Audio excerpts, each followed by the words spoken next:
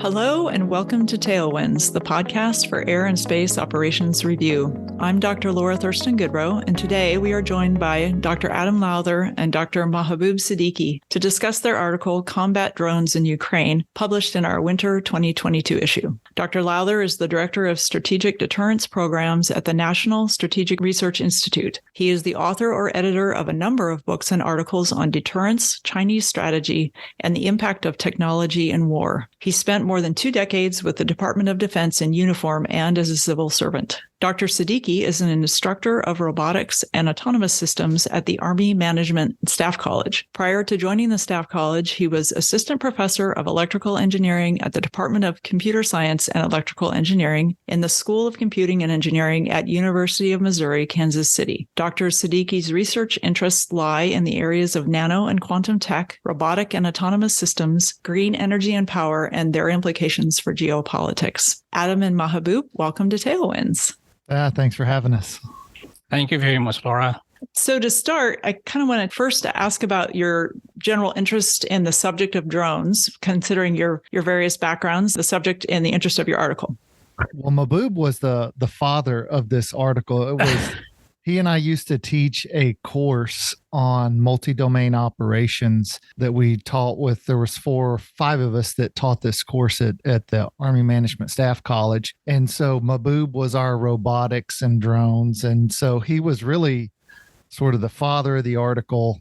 And then, we began to collaborate as we thought about, I spent a lot of time focused on the Russians, particularly with nuclear weapons. But yeah, Mahbube started it off and then we just began to collaborate. Yeah, so thank you, Adam, and thank you, Laura. Actually, when we are involved in teaching MDO courses, and I was responsible for drones and autonomous system, at the same time, we have observed what's going on all over the world, and particularly this Russian invasion of Ukraine really made us very interested in this area and the use of drones. So I have pointed out several reasons that is quite interesting to focus on drone, and that was actually the reason that we come up with the idea to write this article. So these are, for example, the failure of Russian offensive in the very first phase of its invasion of Ukraine, number one. The significant uses of drone in recent warfare. We can say drones have been the face of modern warfare. And third point is the historical use of drones in the past conflicts. Also, drones have added, cost-benefit ratio in combats. And in fact, drone has not only been popular in warfare, but they have been quite popular in many other areas too. So I'd like to go a little bit more detail in this area. So we have seen how Russia failed spectacularly in the very first few days of its invasion of Ukraine. At the beginning of the Russian offensive, we all thought that within 3 days, Kyiv will fall, but that didn't happen. So why that didn't happen? The famous TB2 drones supplied by Turkey. So Turkey's military advisors, as well as Ukrainian soldiers, they were using this drone to attack Russian supply lines, which was close to 40 miles long. And what happened is these TB2 drones basically decimated those supply lines and Russian soldiers. So Russia actually lost a lot of manpower, fighting vehicles within the very first phase of its invasion. And also some ordinary Ukrainians started using DJI-type drones. The DJI drones, it's a Chinese-made drones. So they started converting these drones into some sort of lethal weapons, like adding some features that can help this drone to throw even grenades on Russian invaders. So that's number one. Number two, I would say the significant use of drones in recent warfare. For example, drones were used in Syrian and Libyan civil wars. We have also seen heavy use of drone in Armenia and Azerbaijan over Nagorno-Karabakh conflicts. And these drones were supplied not by the traditional superpowers, but by a small power like Turkey. So Turkey was supplying drones to Azerbaijan. Israeli drones were also used by Azerbaijan to confront Armenian soldiers, and we saw the result. In Libya, we have also seen the use of drones by Turkish-supported National Unity government against the strongman Khalifa Haftar. So this shows us that drones have been kind of phase of modern warfare. And historically, also drones have been used in other, conflict. Like probably many of us might not be aware that drones were developed around World War I, but at the time, those are not used. So I would say these things have inspired us to come up with ideas to write this article. I don't know if Adam has any other idea to add. Yeah, I mean, it's interesting because the Ukraine has been the most observed example. So Mahbube mentioned a few other recent conflicts in which drones have been used, but we haven't really seen that use in the press and in popular venues in the way that we've seen their use in Ukraine. In the American memory over the last 20 years, drones have been, instrumental in, the war on terror, in having our high-end, large drones, the Reapers and the Preds that were able to loiter. We were able to verify intelligence, and then we were able to strike, high-value targets. 10 years ago, under previous administration, drones sort of gave the administration a buffer to do things that they couldn't otherwise do. Right. Or, yeah. The ethics and discussions of that have continued, but there was some walling off. You could do ops that otherwise you would not be able to do. Yeah. Right. And with, the attack that killed General Soleimani, the Quds leader of the Iranian Quds force, that's perhaps one of the most visible examples of drones being used for these sort of exquisite purposes. But as, Mahbube has pointed out, Ukraine is a really great example for looking at how would you use them in much larger numbers? How would you use, lower end drones? How would you use them across a battlefield? Like for the Americans, whenever the CIA or the DoD have struck targets, we weren't in a large-scale conflict at the time in which the adversary had jammers. They couldn't spoof signals. They weren't in a position to do that, whereas that's what's taking place in this dynamic environment in the Ukraine, where all of these things are taking place at the same time, and where both sides are consistently attempting to adjust and employ drones for purposes they were never intended. And it's just been a really visible, dynamic environment to see the role of drones. Thank you, Adam, for highlighting those issues. The people can read the article. You both presented some really good order of battle information for both Ukraine and Russia. And I'd leave it to readers to look at that article in terms of the details. But I think it's more relevant and interesting to jump to efficacy for both sides, both in terms of their impacts on the battlefield and then politically also, or when it comes to information operations and things like that. Yeah, so of course, drone actually left a significant impact, not only on the battlefield, also in information wars too. So initially, we have seen the use of TB2 drone. It not only boosts the confidence of Ukrainian soldiers, but it also destroyed the confidence of Russian invaders. And later on, in this conflict, some other drones have been used too, right? In the middle of this battle, Ukraine added its own drone, and US supplied some of the latest drones. So all of them, I would say, have a tremendous impact on the battlefield.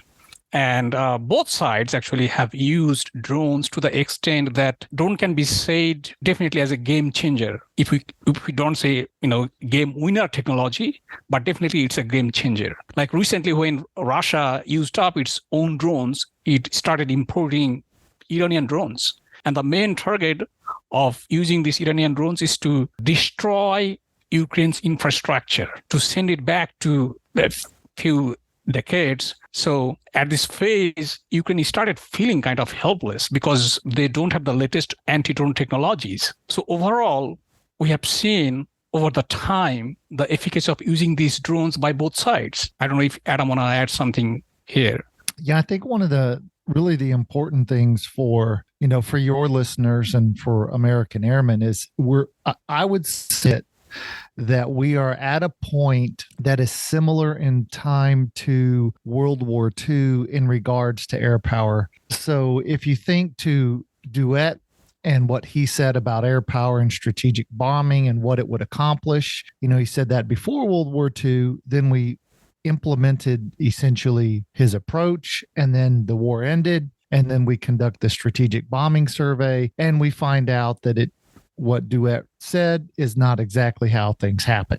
And so we're at a time in which we can really see the efficacy of drones on a battlefield and where they succeed and where they fail. And when this war is over and we have the time to look back on it and essentially do, the drone survey and see how they were employed and useful on the battlefield, then we can say, okay, well, here's how to employ them. Here's their utility. Here's their strengths. Here's their weaknesses. And it's a great opportunity to, much like the strategic bombing survey, to figure out how you employ this technology and whether it's the panacea some may see or whether it isn't. And I will suspect at some point when there's a large-scale cyber war or a large-scale space war that we'll have those same moments in those domains. But until then, it's a lot of speculation and sort of guesswork. But, Ukraine is really important for that sort of purpose. So I would like to add here one more point. The psychological impact of drone warfare. So what happened is, if we take an example of kamikaze drones supplied by Israel to Azerbaijan, so those drones were creating some sort of noise that actually scared the armies, like Armenian soldiers. So not only civilians, even it had kind of bad psychological impact among the soldiers. And that tactics have been also used in Ukraine too. So drones are now have appeared as versatile warfighting tools in many different fronts. Well, I was just going to say they're difficult. They're so difficult. If you think about them compared to, let's say, an artillery projectile, you sort of know the ballistics of artillery projectiles, and you get in a trench, because Ukraine has devolved into trench warfare, and you get in a trench, the direction they're coming, and you can sort of protect yourselves. And going back to part of Mahbube's point about the psychology of drones, is that drones have, because of their maneuverability, and there's a video from one of the organizations that opposes the combat drones and it's a really well done video of these small drones that are the size of a bird, and they swarm and they go to a building, they blow a hole in the building, then they swarm into the building and they kill everybody in the building. And because they have a little camera, and then they have a little explosive charge, and they go at the individuals' heads, and then they detonate and blow their heads off. And so it does, like Mahbube said, it creates a psychological effect if you think Russian or Ukrainian soldiers, where they have to have in their minds that these drones have the ability to maneuver in such a way that, unlike an artillery shell, they cannot be protected, and that they can fly down in these DJI drones with Molotov cocktails and grenades, can fly down into the trenches and look for them, and then release their munition. And that offers a psychological effect that other weapons we've thus far had can't. There's something to be said about the psychology of knowing what's coming at you. If you're a civilian, there's no human readily behind that. So all of a sudden, there's no moral. There is, but psychologically, you're being attacked by not another human. Right. That can think. So I just find that, sort of scary and interesting. Yeah. Correct.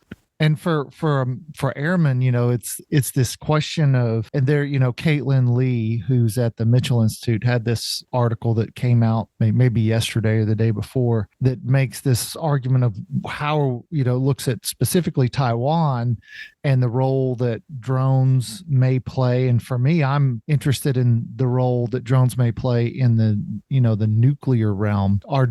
For example, North Korea, China, and Russia all have road mobile systems, and road mobile systems are really hard to target. Well, can drones be used to find and target and disable those road mobile systems? Or for the missileer or for the cops in the missile field, can drones be used to disable launch facilities or launch control centers such that we can't use our ICBM force? Or can they be flown over the fence at Barksdale or Minot or Whiteman to, punch a hole? They just got to go up to the aircraft, land on its wing, detonate, and punch a hole in the wing to disable those aircraft. And these are real problems that we actually have to think about and we have to face today. So it's not just their use on a battlefield in a conventional sense, but the ability to think very broadly about how they might be used to enable an adversary who might not have equivalent capability, but they've got some drones. Correct. So recently, for example, I think yesterday or day before yesterday, some Ukrainian drones got really very close to Moscow, and it was creating a lot of panic among the Russians.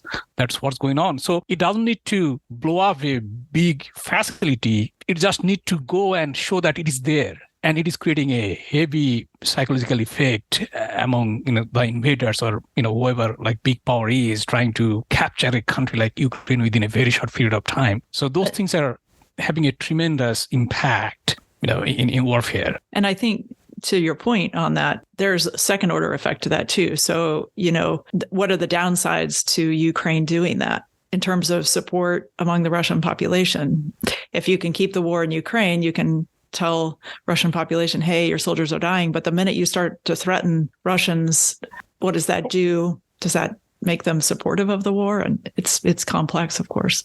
Yeah. And many of these lessons are ones where, if you read a lot of the writing right now, we're in a period of sort of speculation because we can see real effects on a battlefield that are achieved, but these larger effects on, like we talk about morale, psychology, the home front, these other things, we're not quite sure exactly what those implications are. And then it's also about the trade-offs. So for the United States, we have the best high-end Air Force in the world. And so now you got to think, well, geez, do we buy fewer F-35s or do we stay at the high end? Do we go medium and low or high? And that sort of balance is perhaps where the biggest challenges are.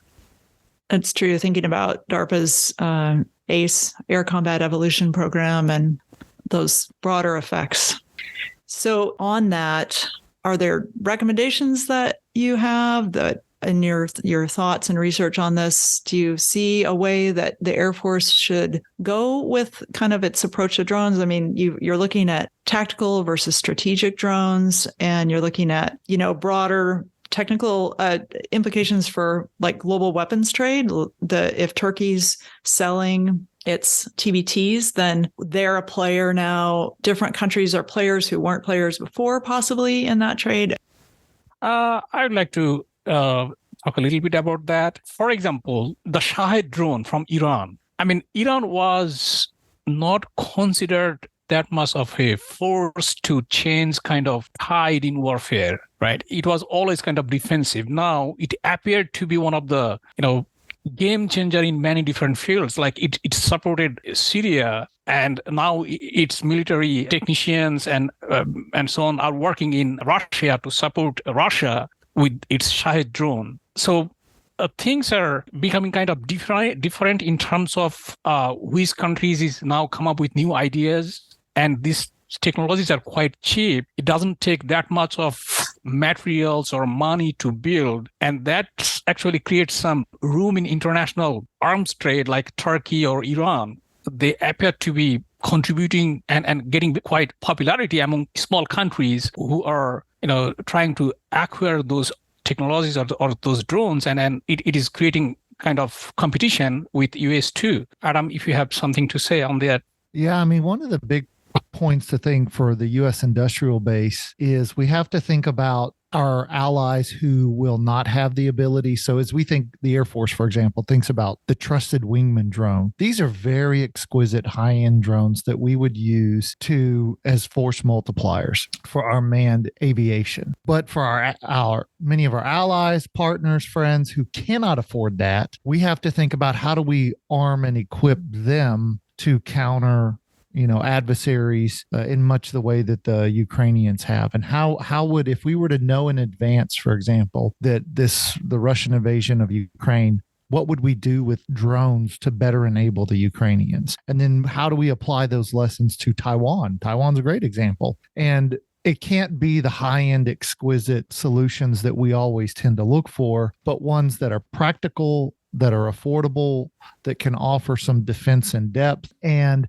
that are employable. Because one of the things, if you look at when America sells advanced fighters, F-16s, for example, and you look at the operational readiness rates of the United States versus many of our allies and friends that we sell them to, because of the complex maintenance and logistics trails that are required, they have very low operational readiness rates as compared to our F-16 force or F-15 force. And so therefore we have to build and sell capabilities that are easily maintained, that are for a different audience than for the US Air Force. And they have to be competitive, cost wise, because I still think that the US can outmatch anybody. It's just a matter of building the capabilities that can be afforded and that can be easily used and deployed without the mirror imaging of us onto our friends and partners and allies. And that'll be one of the big things to see how we can handle this. And then, of course, drone defenses. That'll be a big area to build good capabilities where we can deliver to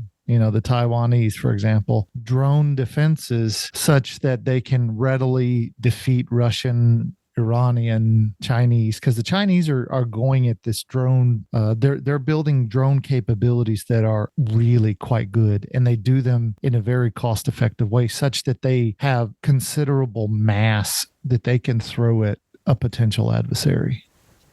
Interesting. So, as we look at wrapping up our conversation, I'd like to give you both an opportunity to share any closing thoughts. Mahbube, do you want to go first? Yeah, sure. We have seen the drone success in different operations, and that's what makes them quite invaluable assets right now in warfare. And we have also seen kind of tremendous development in this area too in the last few decades. So they have become kind of common battlefield tools, and the warring parties, even the terrorists or non-state actors, have some sort of knowledge to use them, and we have seen that. So definitely drone is going to be there, and it's a new phase of warfare. It will be there, and I'm pretty sure till the end of Ukrainian warfare, drones are going to play an important role. And over the years, if we add more autonomy with the drone, it is going to be quite lethal weapon in near future. Yeah. The only thing I would add to that is just that it's important for the Air Force to get this right, because if we don't, we'll end up living on a steady diet of government cheese and living in a van down by the river. Yes, well said. Well, I'd like to thank both of you for joining us on Tailwinds today. We appreciate your article and, again, being part of our podcast. Thanks for having us. Yeah, thank you very much.